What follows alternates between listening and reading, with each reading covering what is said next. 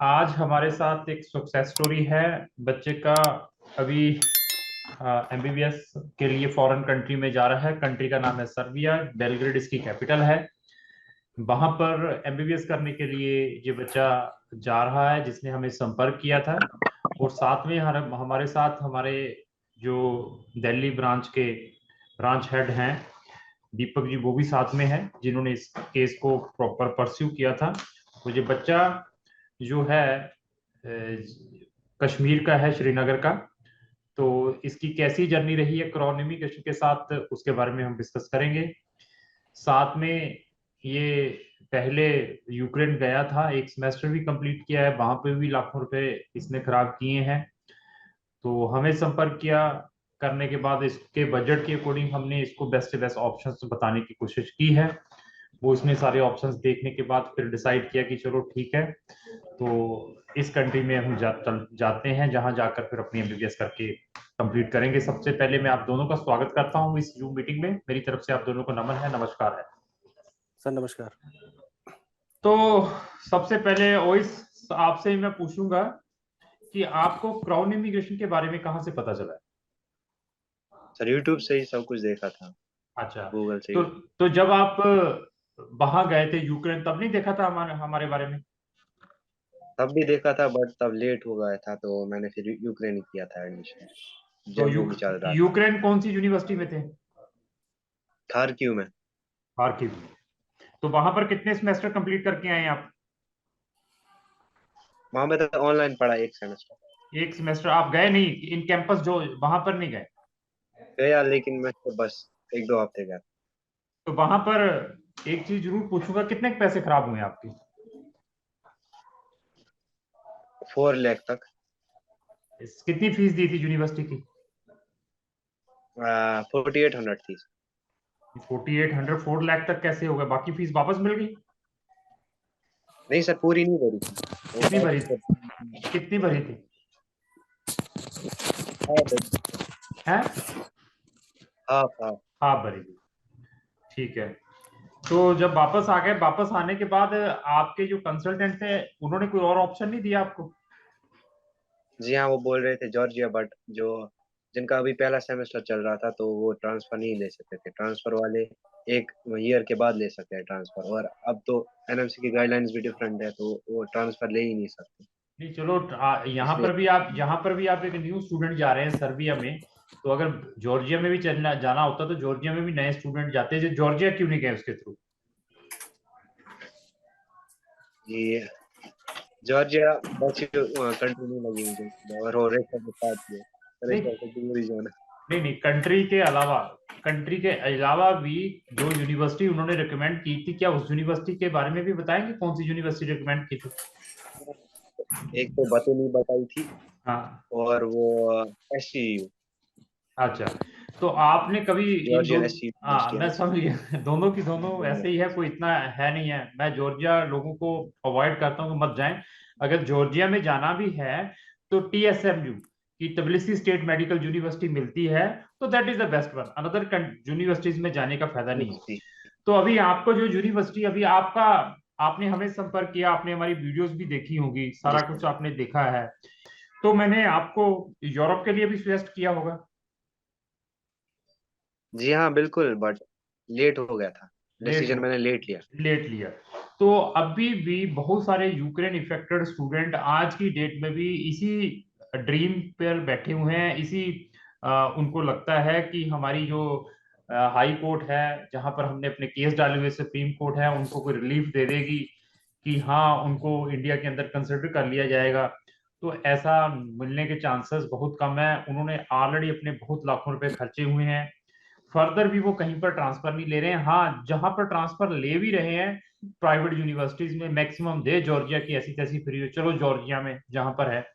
अगर आप जी सर। लोगों ने ट्रांसफर भी लेनी है, अभी तो आप वहां से इफेक्टेड होकर आए हैं, तो एटलीस्ट आगे तो अपनी रिसर्च अच्छी कर लें। जॉर्जिया देखिए, जो बच्चे स्मार्ट थे, मैंने फिर बताया, उन्होंने हंगरी को इनकैश किया है। हंगेरियन जो स्कॉलरशिप था, उन्होंने यूक्रेन इफेक्टेड स्टूडेंट्स के लिए निकाला था लास्ट ईयर। तो उन्होंने उनको वो इनकैश किया इमीडिएटली। इमीडिएटली हमें अप्लाई कर देना चाहिए कहीं ना कहीं, क्योंकि इतने जी सारे बच्चों को कहीं पर भी रिलीफ नहीं मिल पाएगी। उनकी अगर ये इच्छा है बच्चों की कि हाँ इंडियन गवर्नमेंट उनके लिए कोई हेल्प करेगी, कुछ नहीं हो पाएगा। ये ऐसे ही चलते रहेंगे। आपको इमीडिएटली अपने स्टेप्स लेने चाहिए। आपने फर्दर करना क्या है, तो यूक्रेन को तो मैं कहूंगा कि फॉर द टाइम बिंग बिल्कुल मत उनके ट्रैप में आए, क्योंकि उनको पैसा चाहिए, क्योंकि वहां तो पैसा है नहीं है। वो बच्चों को जानसा देते हैं कि आप फीस ट्रांसफर करें हमें, हम आपका ऑनलाइन लगाएंगे, आपको हम अनदर कंट्रीज में भेज देते हैं, नहीं आ रही सर, साफ नहीं आ रही, आवाज कट रही है, आपके नेटवर्क कम दिखा रहा है। आपको अनदर कंट्रीज में हम भेज देते हैं। ऐसे उनको बताया जाता है कि वहां पर हमारा कैंपस है, वहां चले जाएं। बच्चे ऑलरेडी इफेक्टेड हैं। तो इस बच्चे ने हमें संपर्क किया। आ रही है आवाज वैसे? हेलो?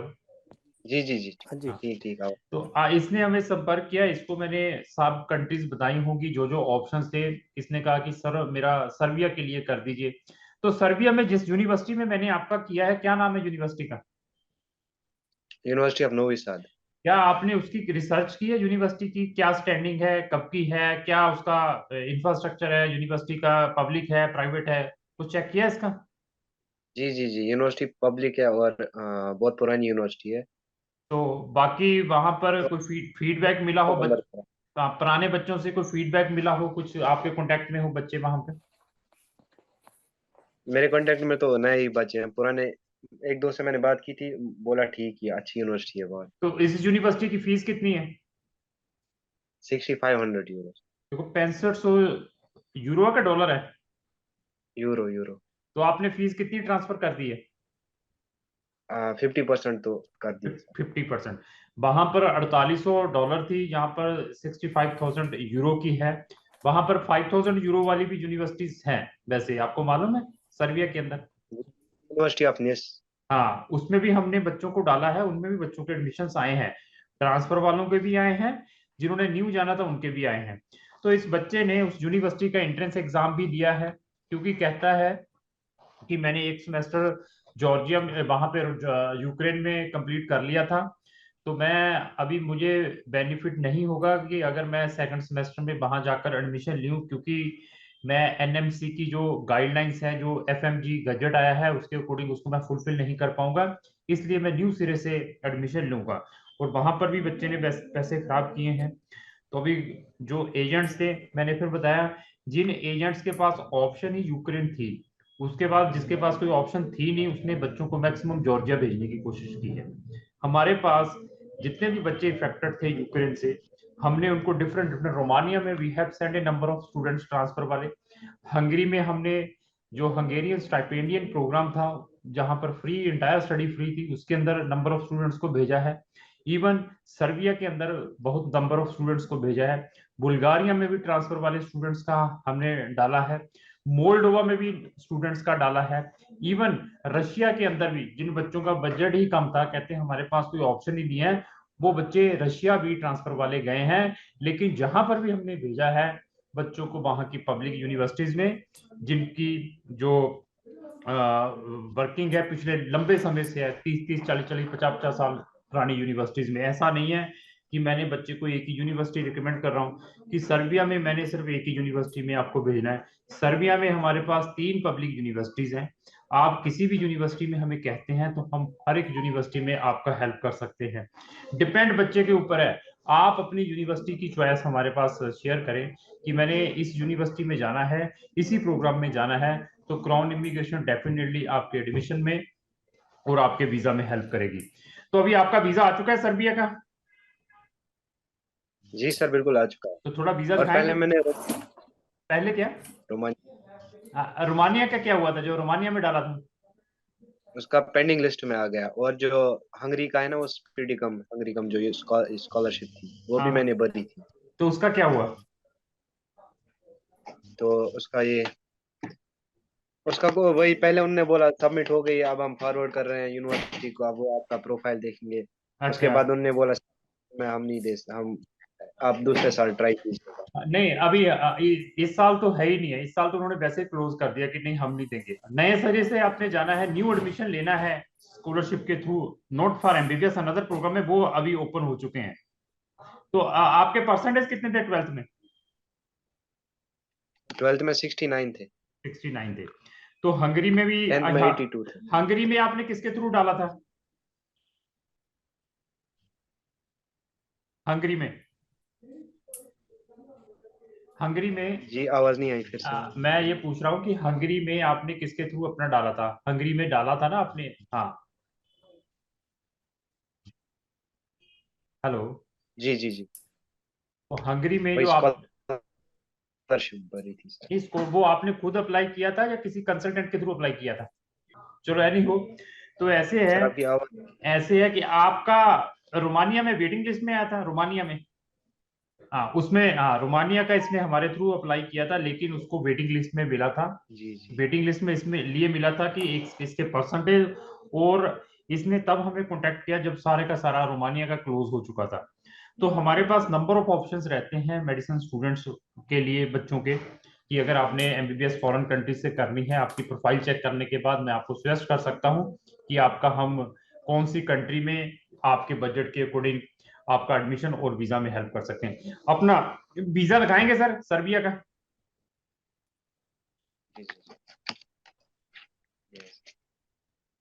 चलो ठीक है, thank you sir, thank you. तो आपकी कंप्लीट जर्नी कैसी रही हमारे दिल्ली ऑफिस के साथ? अच्छी रही, ठीक स्मूथ ही रही, बट थोड़ा टाइम लगा सर। टाइम कहाँ पर लगा? टाइम मैंने अगस्त में किया था आपके साथ रजिस्टर। ठीक है। जी तो देखिए, आप फिर भी you are the luckiest one. ये फिर बता दिया मैंने, ये रशिया नहीं है, ये जॉर्जिया नहीं है, ये अजरबैजान नहीं है, ये किर्गिस्तान नहीं है। ये कंट्री उनसे फिर बेटर है जहां पर आप जा रहे हैं। और आपका हमने सिंगल, अगस्त तो कुछ भी नहीं है, अभी तो नवंबर चल रहा है, आपका 29 ऑफ नवंबर है। तो आपका हमने रोमानिया में भी अप्लाई किया था, जहां पर आपका एडमिशन नहीं आ पाया, वेटिंग लिस्ट में गया है, और साथ में सर्बिया में भी डाला है। तो मेरे ख्याल से तो आप के लिए तो बहुत ही बेनिफिट रहा है, जैसे हम नंबर ऑफ ऑप्शंस बच्चों के लिए लेकर चलते हैं। तो वैसे कोई मैसेज देना चाहते हो बच्चों को, जो आप जैसे बच्चे हैं उनके लिए कोई मैसेज? बस मैं तो यही कहूंगा, रिसर्च किया करो पहले, अच्छा। कैसे क्या क्या होता तो रिसर्च का बेनिफिट ही रहता है ना? है। जी सर। चलो ठीक है जी, आप फिर सक्सेसफुली वहां पर पहुंचे, अपनी स्टडी कंप्लीट करें, क्योंकि पहले भी काफी पैसे वेस्ट किए हैं, वहां जाकर जी सीरियसली सर। पढ़ना है। एडमिशन लेना it is very easy, visa लेना बहुत इजी है, लेकिन जो स्टडी है 6 ईयर की एमबीबीएस की, वो बहुत टफ स्टडी है। सीरियस रहेंगे तो सब कुछ मिलेगा। कल आपके पिताजी ने, जहाँ आपकी मदर ने सर्बिया जाना हो तो हमें संपर्क करें, तो उनको भी हम वहां पर घूमने फिरने के लिए भी भेज सकते हैं।